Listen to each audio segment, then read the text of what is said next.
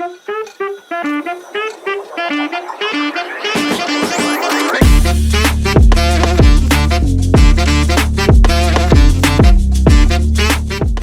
was it that you were looking for? What made you choose those companies? Love to hear more about that.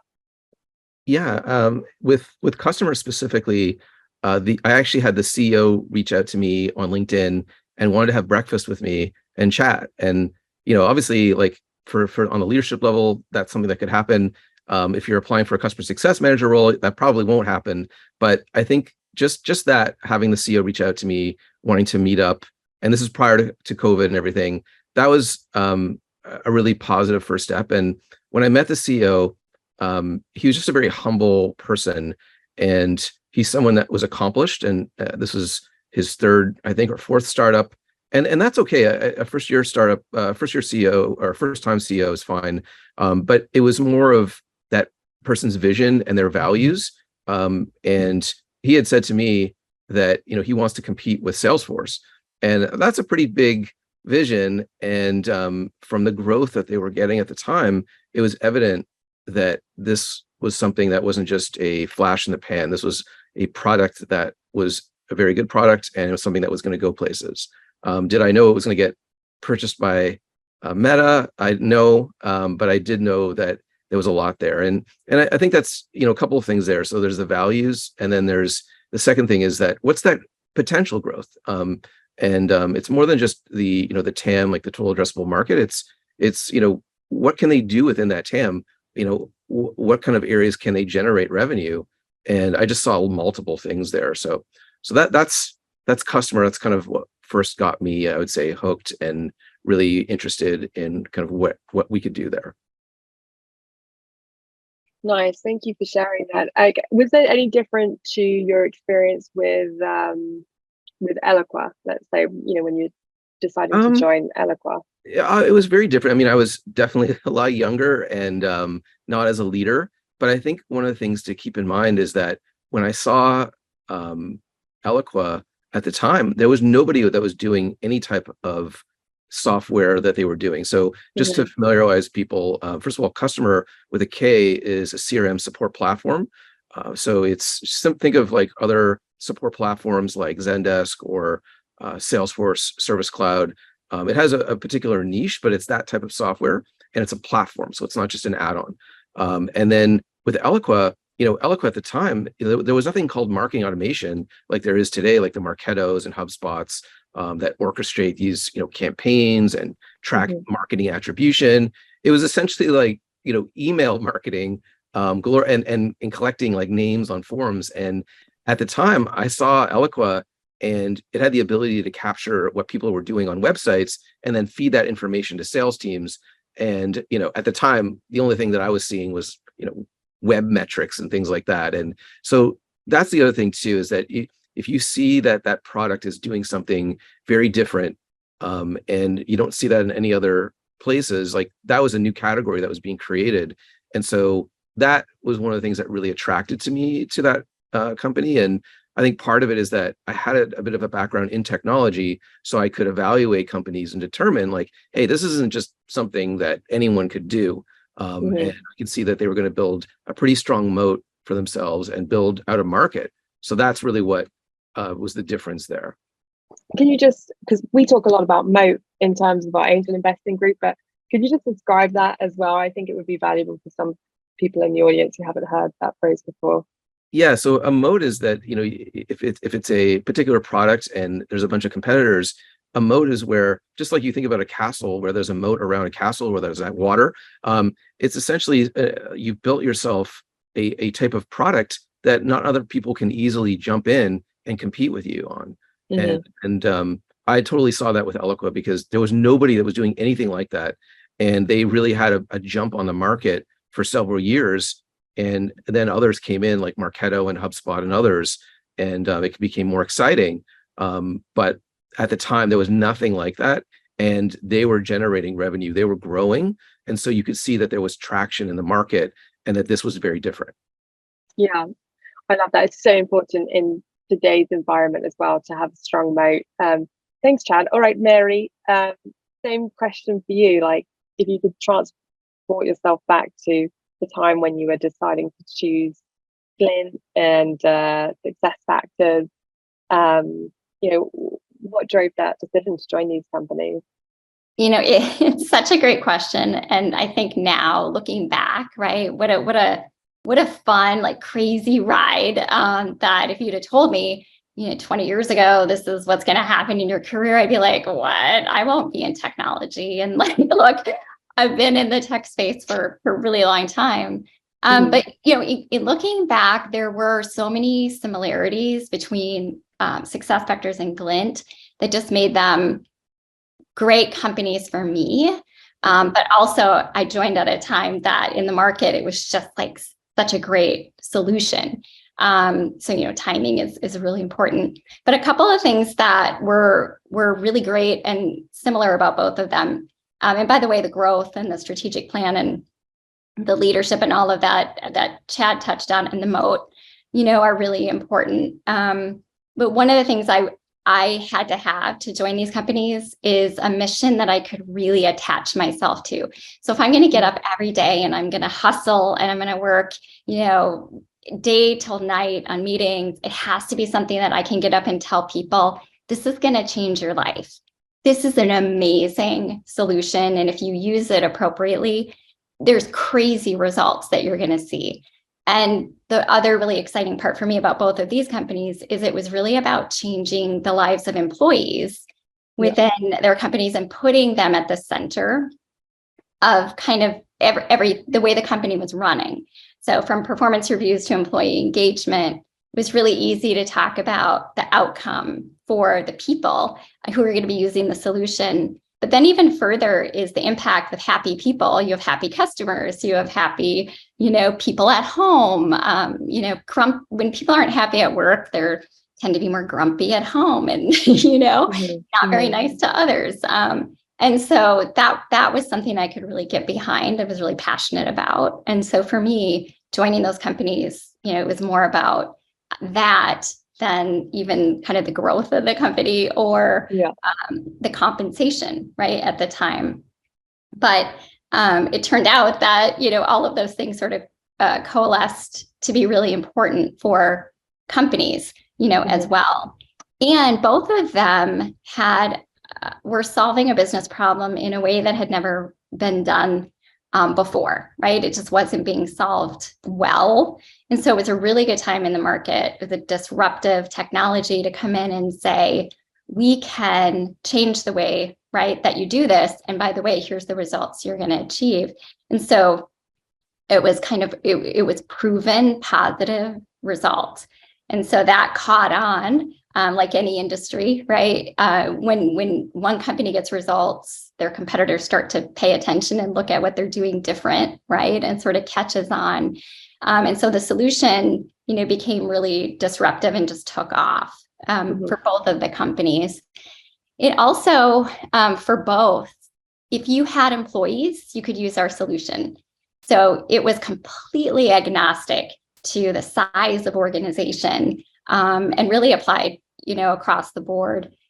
They also were tech agnostic, so it didn't depend on any other technology or tech stack. And so, like Chad was talking about the moat, right? You sort of build something that is really unique and effective and hard to copy. It's gonna accelerate your growth.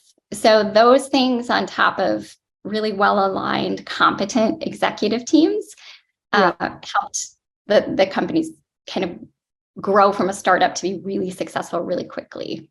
And we went really well aligned executive teams. Really I just want aligned. to double click into that. Like, how do you assess that? Yeah, it's a really great question. I think when you're going to go interview, especially, if you're going to go interview for a leadership role, what I would make sure you do is that you're able to talk to all the cross-functional leaders that you're going to be working with really closely. So talk to the, head of marketing, talk to the head of sales, talk to the head of product, get their vision, and the strategy of the company. And you should hear pretty much the same story from every leader, right? Granted, their priorities and their focus is going to be, slightly different in terms of how they're going to achieve it. But I think it's really important to hear that thread of continuity And also talking about how you can have an impact, right? Where do they see your role and your impact and partnership with you? And you'll be able to quickly assess if they're a customer-centric company, or have a really good culture or not.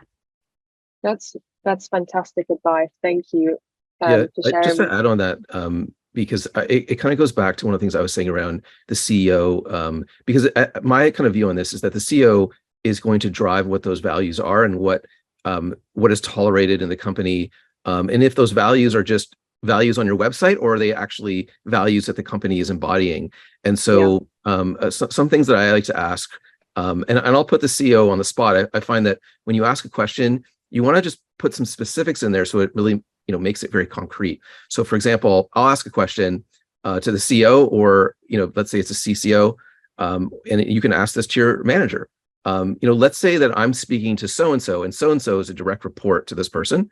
How would they describe you? Or what's something about you that they'd say you need to work on? So those are things that are important, because I want to understand how they respond. Are they defensive? Are they transparent? Because those are the values that are important to me. And that will give you a good indication as to how the company runs as a whole. As a great example is, a lot of times we're seeing in the market right now that customer success leaders are replacing other customer success leaders, whether, people are jumping to other roles. Maybe they've hit a certain level in terms of the growth of the company, and it's time for someone to either go over that person or for that person to be switched out. It's just sort of the reality. And I've had that happen in myself. So one of the questions I like to get, like, background information, and I highly recommend this whenever you're interviewing, get as much information as you can. What's going on in that company, what's the, net dollar retention rate, all those things. And then ask questions like why, why is your net dollar retention rate where it is? Why did that person get removed from that role?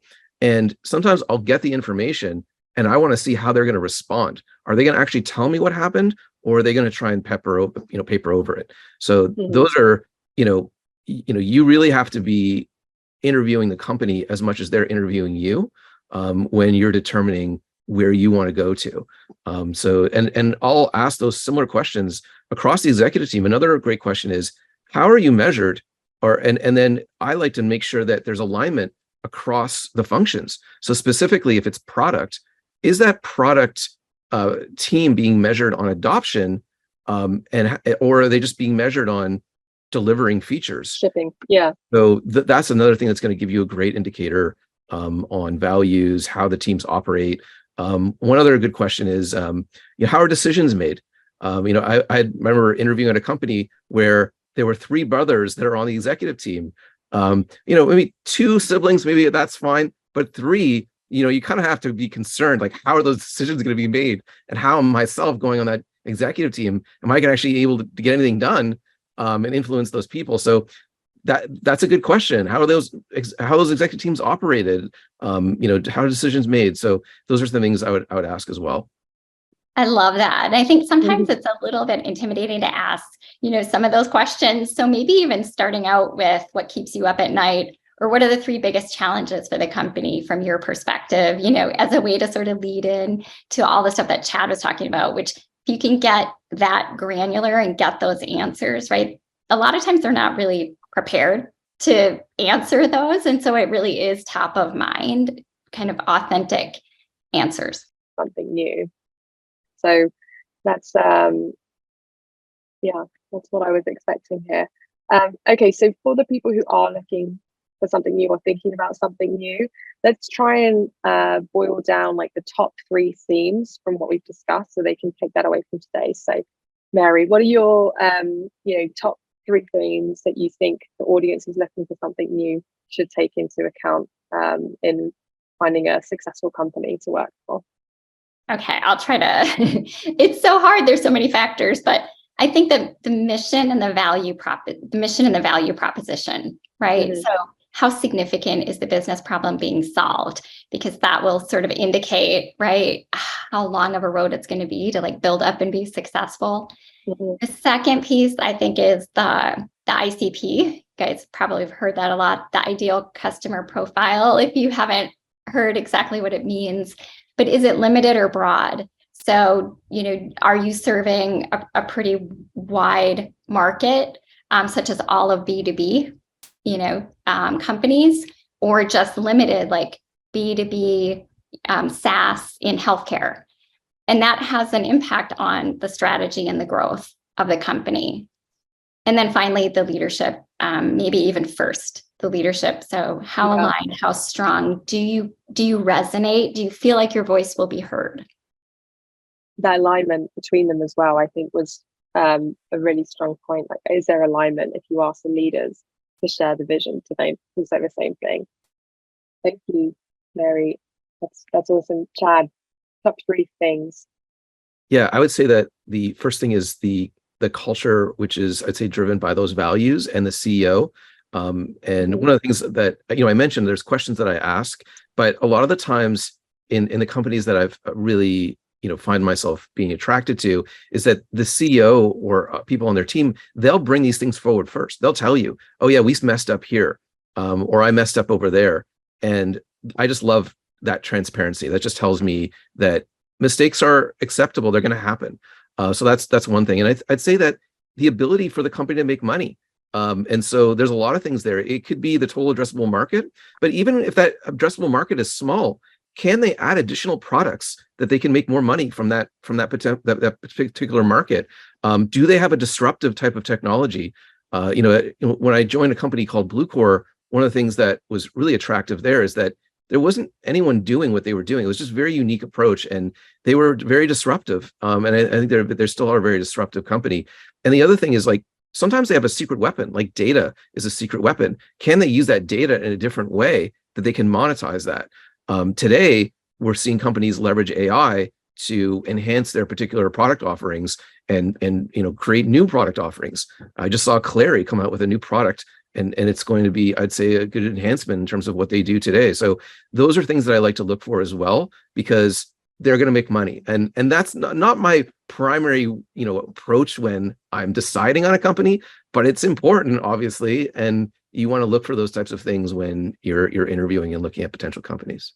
Yeah, you want to find somewhere that you can grow with, right? And you can only grow with somewhere that has a good shot of doing it. So awesome. All right, thank you so much. Let's move on to another topic that we agreed to. Oh, Mary, did you have something? Can I throw just one more thing in that I just thought of, which I think is super important, but on the product side and the product innovation side, asking how they define their roadmap and like how much the customer voice and like the internal employee voice is taken into consideration. Because we've all probably seen or been part of companies or heard stories where products and features are being developed, but like they're only 10% used by customers, right? So making sure that alignment of the roadmap is actually going to be what people need in the future is really important. Yeah, I asked that question around how does the product team get evaluated? Because if you're right, if they're delivering products that aren't being used, that's a problem. Thank you both. It's not just a problem for products; it's a problem for customer success as well, because they're part of that. But another topic.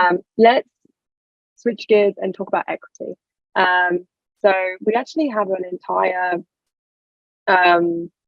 session. Our next one in June is all going to be about negotiation and how you can negotiate a fair package in terms of looking at salary, equity, all that stuff. We're not going to go too much into the negotiation side of things, but I do want to cover equity today, just from your perspective. And the first question I've got here for the audience is to answer yes or no, according to this statement. I'm confident when discussing equity as part of my compensation package. Right now, 81% are saying that they don't feel confident in doing that. And I think we've all been there. I think it, takes some practice to get that confidence. So let's talk about things that you should first kind of familiarize yourself with when it comes to equity, so that you can gain confidence. And Mary, let me hear from you on this first. What are the I guess keywords that people should learn and research when it comes to equity? Yeah, there's so many, I think, things to be aware of. A few of the things that were newer to me when you're hired by a company in individual contributor role.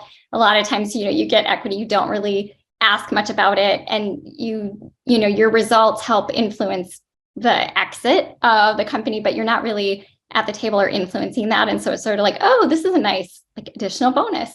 But the reality is if you understand early what a lot of these terms are and what they mean, you can actually negotiate or be a voice proactively on your own behalf to get additional equity, no matter what role you hold in the company. One of the things to be familiar with is a cliff.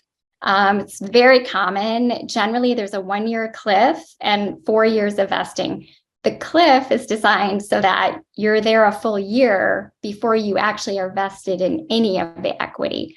So if you leave before your anniversary date, you basically get no equity. Once the year hits, then you're vested 25% of your 4-year allocation. And then generally you vest monthly for the rest of the time. But I think that's really important to understand the cliff. I also think one of the things that in this case, getting off the cliff is a good thing. Like it's counterintuitive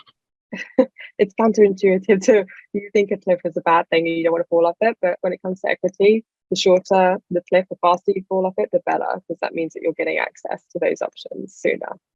That's a really good point. It's sort of opposite of what you would think, but yeah, you want to go off the cliff in that case. The other thing I think to be familiar with is the term trigger. So if you're taking on, especially I think an executive role or leadership role, your compensation agreement will be made up of your base bonus, but equity becomes a really big part of it in many cases. There's something called a trigger, generally a double trigger. So there's single trigger and double trigger. A single trigger is really an event like an IPO or an acquisition. So an exit would be a single trigger.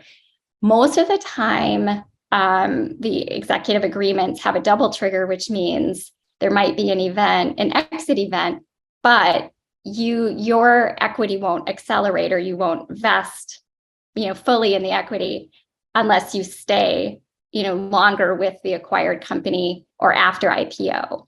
So the double trigger would be if they change your job or let you go or make you move, things of that nature. So it's a way to keep the executive team together post an exit typically, before their rest of their equity would accelerate. Hopefully that's kind of clear, but it's important to be, just aware of what that means. Yeah, for sure. Thank you, Mary. Chad, what would you add to the list of things that terms people should be comfortable with? Yeah, I think, well, beyond like terms, like there's, the value per share and, the market valuation of the company. But I would say that there's a few things that, like, if people are interviewing and they're starting to negotiate and getting into that stuff, the first thing they should try and understand is like, how much if those options, if they vest, which means that those options that then become shares. So, it's usually over that 4-year period, how much are they actually worth? And so, and there's two things there, like how much are they worth today if they vested all, through the 4 years typically, and then perhaps how much are they vested in the future? And kind of getting back to what we talked about at the beginning, what's that ability of that company to make money? Because you're hopeful that, let's say that each share is worth $15 today. So one question I would ask is, how much are each shares worth? Because if you know that and they tell you the number of options that you're going to get, then you can kind of calculate and it's like, okay, well, after 4 years, it's going to be worth 10,000, 20,000. And then that at least puts it into more tangible terms. How much is this actually worth? Is it, money that's going to help, I don't know, pay for a trip, or is it money that's going to help you buy a house? So then, you can estimate, it's like, okay, it's worth what we think today at like 20,000, but in the future, it could be worth, let's say 100,000, 500,000 or something like that. So that would be one thing I'd try to understand. The other thing you can try and ask them about is what's the percentage of those, options, as compared to all of the diluted, shares that are available. They may or may not give you that information. A lot of times they have some sort of formula that they use to determine how many options that you should get. You can ask them, if you think it's low, you can just say, hey, can you just give me a sense of like how that was calculated? But there's a few things that I would want to know. So I definitely would want to know what's the estimated market valuation of the company, because that gives you a sense of, how much is this company worth? Is it $1 billion company? Is it $100,000 company? Just so you get a sense of it. And then two is like, what's the estimated value of each share? That's helpful. The strike price is what's that share going, the option, what's that price that you're getting that particular option at. So the estimated value of the share could be $10, but the strike price might be $1 right now or something like that. Usually there wouldn't be that big differentiation between the two, only as the company grows and goes on. The other thing I would ask is, you get typically a set of options when you sign your contract, and you may not be the happiest with that. And in this economy, you may have to just deal with it because it's a very competitive economy right now. But you might want to ask, hey, how do I get a refresher? How do I get more options? And there might be something where they, give everybody additional options after 2 years. It might be based on merit. So if you've done some things and you've had an impact, they're going to give you more. And the other thing is that if you get a promotion, maybe you get some additional options. So I would clarify those types of things, because that can definitely, be important, because you may not get a lot of options at the beginning, but if you get a promotion, then you have that ability to get more options. Absolutely. Yeah. I was recently helping someone who needs to work for me get a new role. And that question around what's the formula behind the shares, was able to unlock not just the formula, but also what it could be if they took the role and if they progressed into, senior levels. So I think it's totally within your rights to ask, right? You might not get all the answers, but at least to use the opportunity that you have when you're accepting an offer to ask the questions. You're going to thank yourself for doing it then, rather than working for somewhere for years and not really knowing where you stand.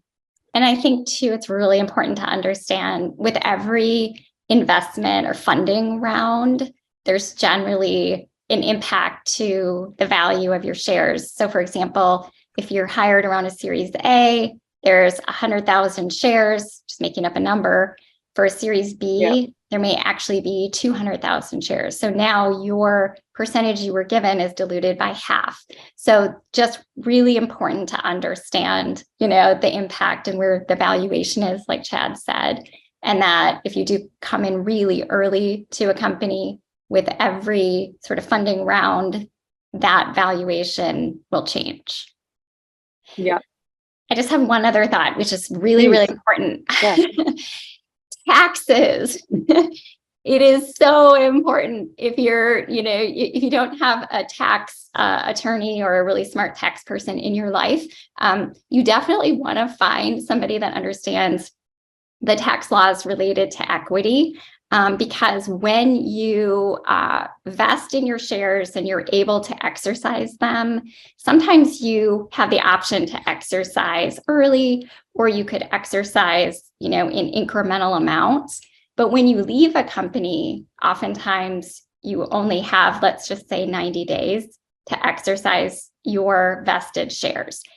There can be really large tax implications to all of those things in terms of the gains that you make between what the options were given to you for and what they're worth now. So I just want to throw that out there, because I've had friends who were very, very surprised with a big tax bill because they waited to exercise, sort of did a lump sum. So I just wanted to throw that out there. Make a new best friend who understands the tax laws. For sure. I'm so glad you shared that, Mary. Obviously, we are not tax advisors here, and all of this information that we're giving is based on our experience, right? So that's a disclaimer. We're telling you what we've been through, but it is really worthwhile getting an accountant if equity is going to be a big part of your package in terms of joining somewhere. So we dropped a few things in the chat to do some further reading if you'd like to around equity, if you felt a bit lost in what we were talking about. One resource is from Chad, Skillshare. What's that resource about? Yeah, so Skillshare they're very transparent, and they actually detail out how they appropriate options to each of the different Nice. levels. And they provided spreadsheets as well, which is just really interesting. And it can give you some great information to get up to speed on some of the right terminology. So I highly recommend that document and that They resource. sound like a great company to work for. Yeah, it's impressive. That's awesome. That's awesome. I hope to see more companies following suit. And then the other link that I shared is from Carter. So Carter have great learning resources for people to learn more about equity. We actually use Carter to run our angel investing syndicate as well. So shout out to Carter. Big fan of them as a company. All right, so let's talk a little bit about the impact now that you've both had in bringing the companies that you've worked for to a successful exit. And I'd love to hear about it, say, from the concept of maybe when you were an IC versus a leader, because I think it's a very different journey depending on your role within the company. Who would like to take this one first? I can start. Go on, Mary. Yeah. Why don't you tell us more about the impact that you've been able to make? Yeah. So I've been through 4 exits at 3 companies, which always sounds really kind of funny. But started really early in my career at a tech company who was actually a 25-year-old privately owned family tech company. It had grown significantly and really kind of focused on a vertical, the healthcare vertical, and took over tons of business from some of the really big players. And so was on this great growth path. I happened to join, at a great time, rebranding and going public. So we IPO'd when I was there. I was responsible for all the leadership development and talent management programs. And so the work I did, I'd like to think contributed to the fact that the company looked great and was able to IPO. So I received equity benefit, which was great, but nothing like what was to come. And I didn't have a seat at the table or influence over the IPO, but I got to enjoy it, right? Right. But in a different capacity at SuccessFactors, I had joined as an IC, had been given equity, and then I grew through the leadership ranks and sort of got additional equity that aligned to the roles that I took on, and really had an opportunity to be an influencer over the outcomes that we were driving to be able to exit. So as part of, we IPO'd, and then 2 years later, were acquired by SAP. And so both of those exits had really significant positive impacts for me and my family. So while it wasn't at the table to say, yes, we should do this IPO or acquisition, as a leader, I was able to influence, and have responsibility and accountability for the results that helped contribute to that. But at Glint, I actually had a seat at the table as the CCO of all of the company decisions, including the acquisition by LinkedIn. So I got a very first front-hand view of all of the due diligence and everything that goes in, right, to making that decision and to being a part of it. So it was pretty exhilarating. But there's opportunity, no matter what your role, to contribute. It's just when you get to be a leader and move into those conversations, you have a lot more opportunity to actually influence the outcome and the direction. Yeah. I would say, and I totally agree with what you're saying, Mary. And I'd say that the thing that binds, I'd say, the IC and the leader I think are 2 things: the customers and people. And so if I kind of think back, when I started as a customer success manager at Eloqua, it was 3 million in ARR, and I was there when it went public and was bought by Oracle. It went to 100 million and sold for about $1 billion at the time, which is a while back now. It's over 10 years ago, so it was a lot back then. And it still is a lot now, obviously, but lots more back then. But what was really important, and I think back on it, is these relationships that I established with customers. When I post on LinkedIn, I still hear from those same customers, and that's it's just so important. And so establishing those relationships with those customers, and I was managing some of our largest customers at the time, like IBM and Aon and Dow Jones, and so I feel that was a big contributor that I had. And then as I moved into management and was hiring the right types of people, and that was the big thing at Eloqua, was we just had really great people that were able to take that culture and transform it into what we did as a company. And that led to innovation, it led to growth, all those great things. And then as I was in a senior leader, I was one of the first people that bought Gainsight. It was Jay Bear at the time. And so, I was experimenting with technology. And so I feel that those are some of the things that I helped, grow the company and get us to where they were. And some of the big things as a leader is when people reach out to me and say, hey, Chad, this company's hiring. I'd love for you to join us and be our leader. And I've had that a few times now.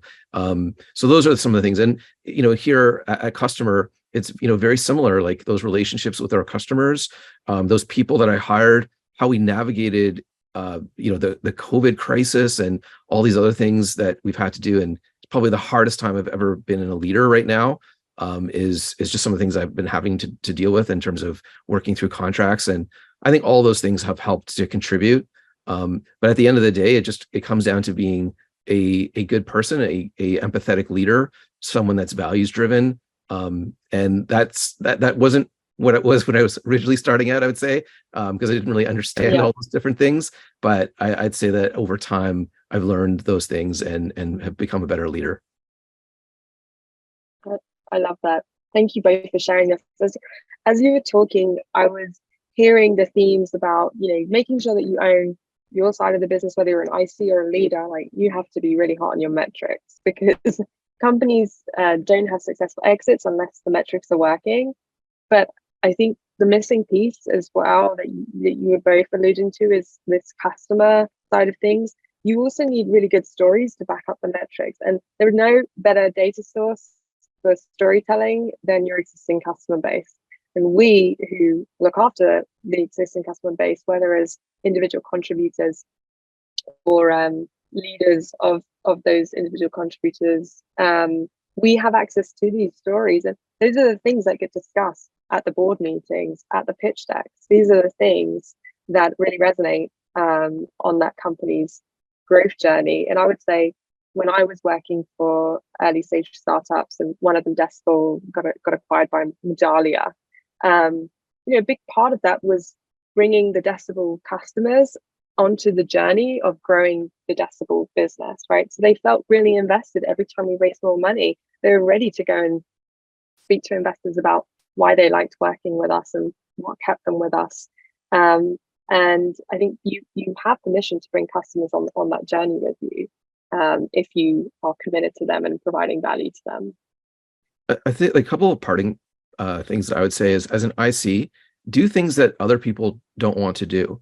And so I have a distinct memory of building out these videos in Customer because our training team was busy doing other things and nobody was building in these videos that our customers needed. And I just said, you know what, I'm just going to build them myself.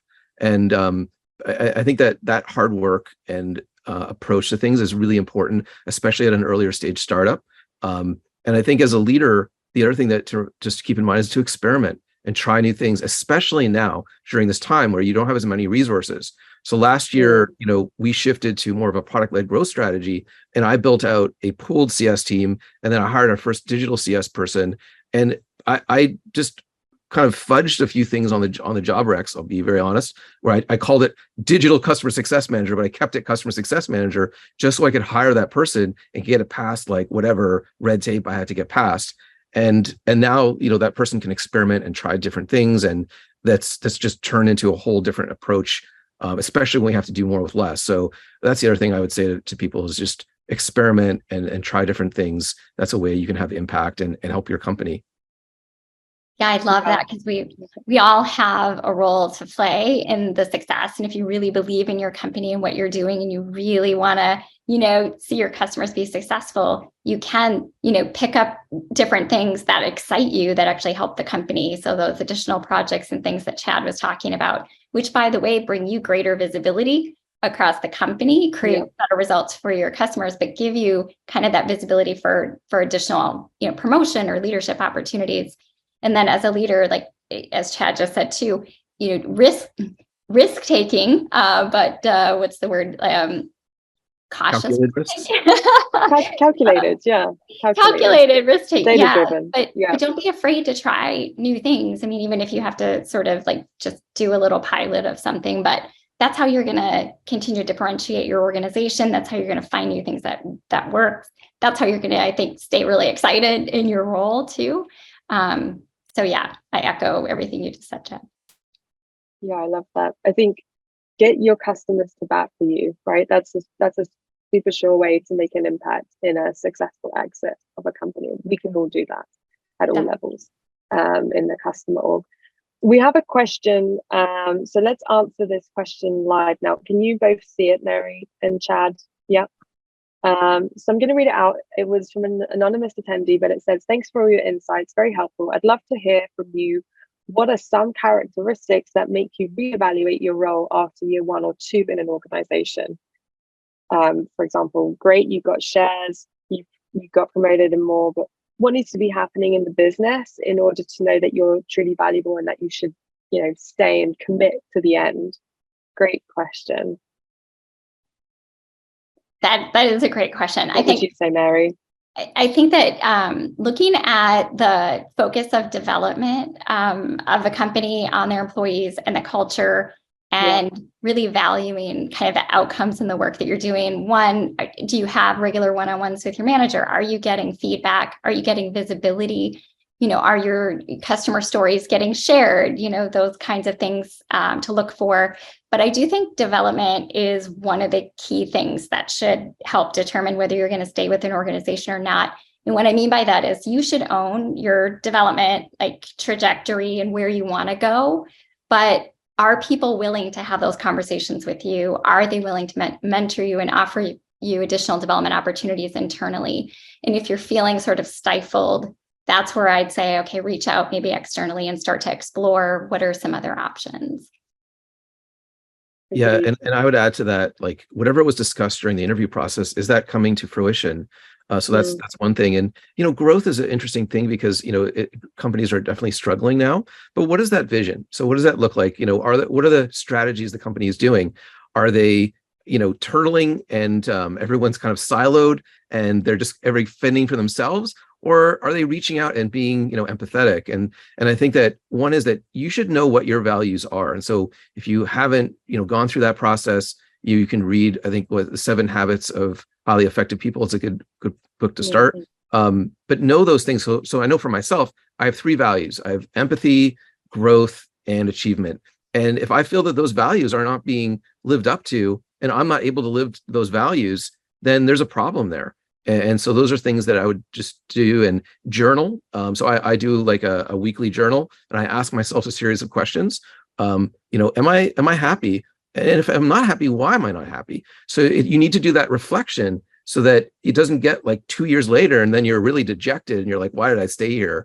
And then, if you answer those questions and you're not happy, then just like Mary said, talk to your manager about that. But you really have to know yourself. And you have to do that self-reflection, and then you can come at it in a really intelligent way, and have those good conversations, because you're most likely your manager doesn't even know what is going on in your head.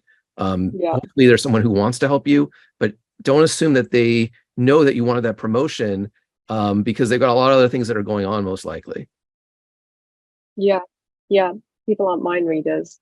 The clearer you can be with what your needs are, the more likely they are to be fulfilled. But it is really hard, I think, to know whether you're making the right decision to stay and wait for an exit or leave.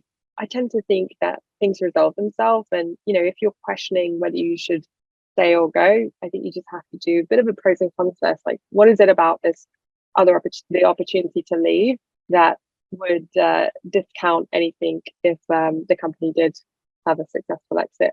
I think it's that I leave. I think we talked about this before, Chad, where sometimes you kind of get that remorse if you didn't buy the shares in the amount of time that you had to buy them after you leave.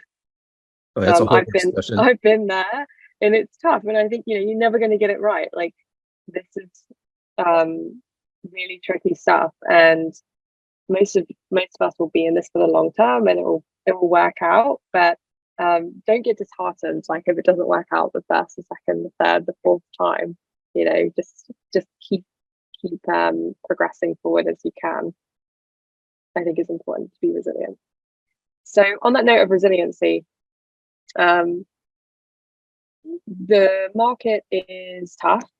I think a lot of people here are feeling the pressure. But I happen to take a realist approach. I think we know that companies can be choosier now because the market's flooded with more candidates because of what's happened particularly in the tech world.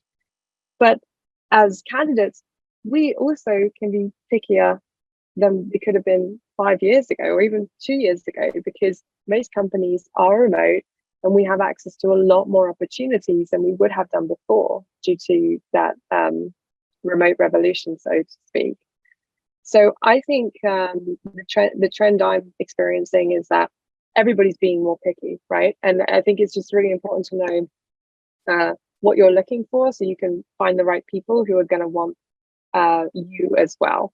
That's my advice. But what advice do you both have on people who are looking for something new in today's economy? Mary, let's start with you. I think if you find a company that you're really excited about, you could see yourself kind of getting up every day and being excited about that organization, then I think the next step is figuring out where are you in your own kind of financial security, right? Yeah. Because when you go in to negotiate an offer with this company, you need to kind of understand what levers to pull that are the most important for you. So is cash and bonus right now more important than sort of the long-term potential equity payout? And if so, when you're negotiating, maybe less equity and more comp is where you want to focus. Likewise, if benefits and 401k match, are more important to you right now, then you'd want to focus, efforts there in your negotiation.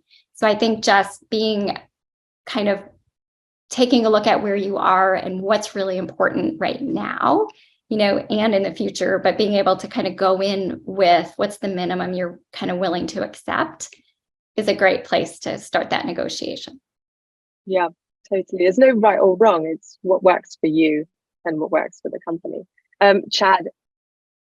Yeah, I think that kind of Mary hit it on the head where this economy is really crazy, and I would be really cautious before you start to enter this market. It's just a very difficult market, very competitive. Things will take much longer in terms of the interview process and things like that. But I think that I won't compromise on values. I think that's just really important to me in terms of what I'm looking for in the companies that I would join.